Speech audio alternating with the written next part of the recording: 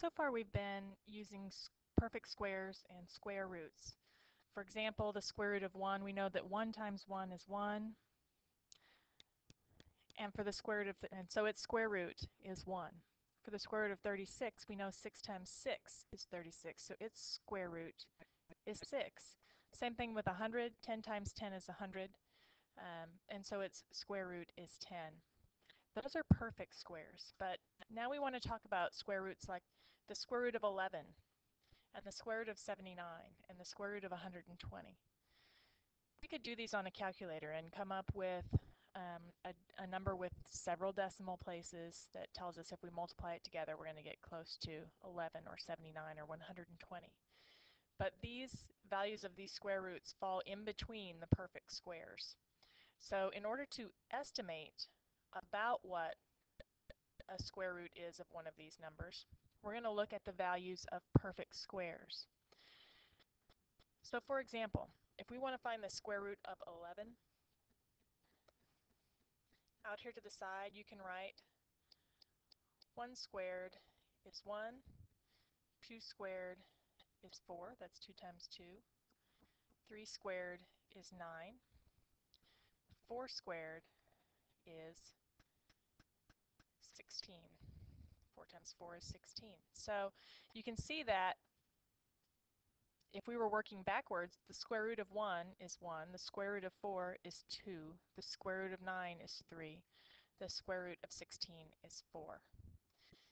The square root of 11 will come in between here somewhere, in between 3 and 4. So on the number line, and it's going to be a little bit closer to 3. You see how 9, 10, 11, that's only 2 away, but over here it's 4 or 5 away actually from 16. So it's a little bit closer to 3 than it is to 4. So on the number line, we could put the square root of 11 right here. Okay. We could also work this backwards if it makes more sense to you. The square root of 1 is 1. The square root of 4 is 2. The square root of 9 is 3. The square root of 16 is 4. The square root of 25 is 5. Okay, 5 times 5 is 25. 4 times 4 is 16. And we could keep listing those out. If we wanted to do the square root of 79, okay, I know that 6 times 6 is 36, so the square root of 36 is 6. 7 times 7 is 49, so the square root of 49 is 7.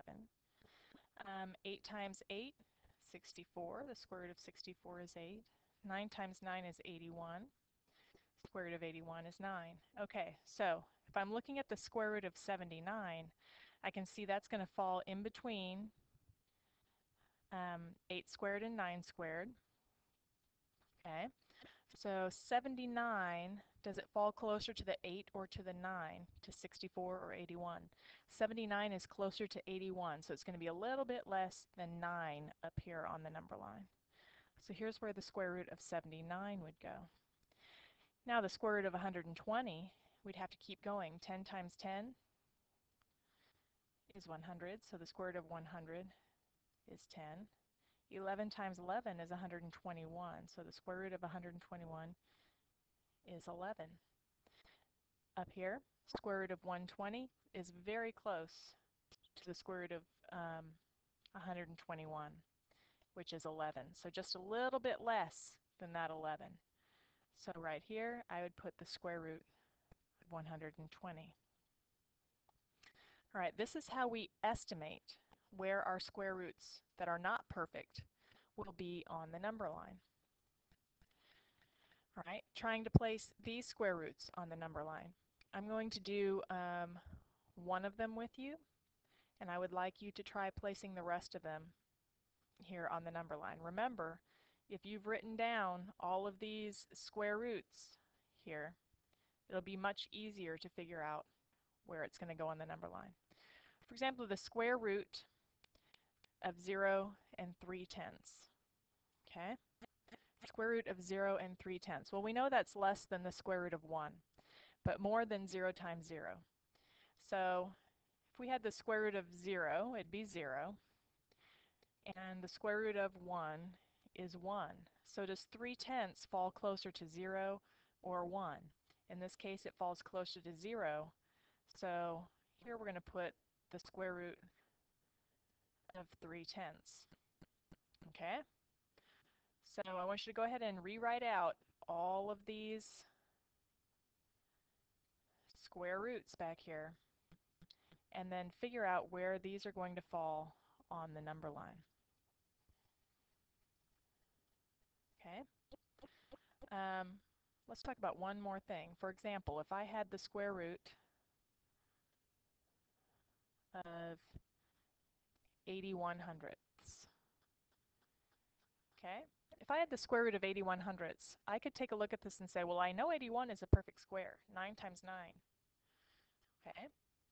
So the square root of that will be 9/10. Okay? So if I take 9/10 times 9/10, that gives me 81 and 1, two numbers behind the decimal.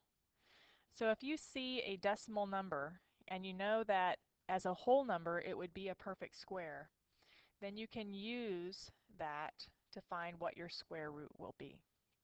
I'm not sure we're going to do anything like that here in these examples, but it's something to know for tomorrow. All right, so finish finding those square roots.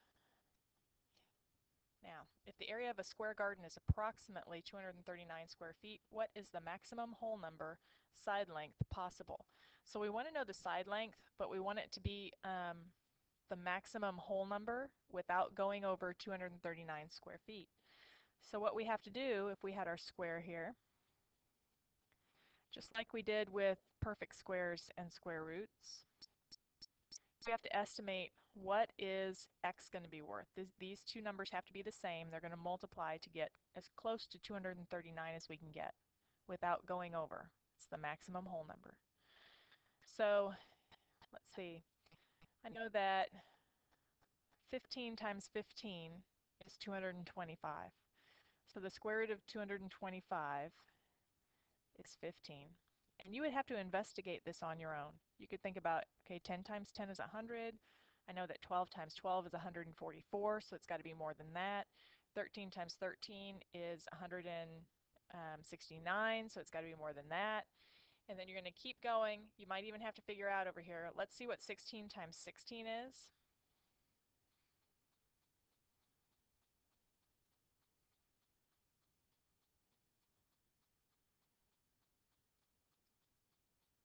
$256. So the square root of 256 is 16.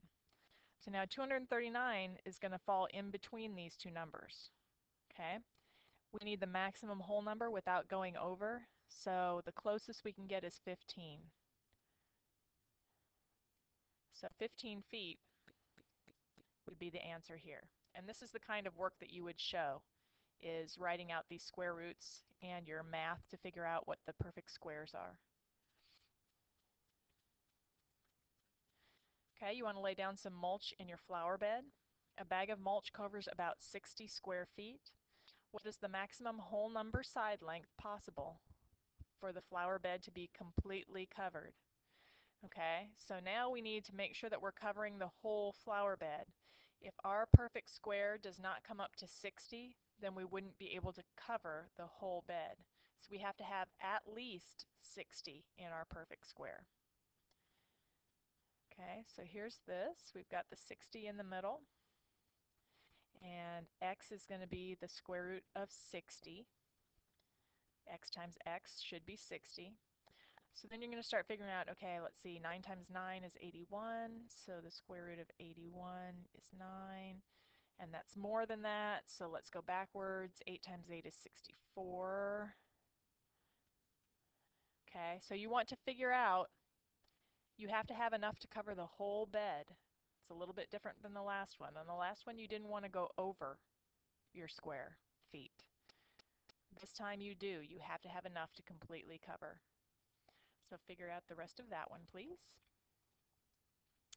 And then you're going to figure out the approximate length of one side of this pan for the pizza with an area of 67 square inches.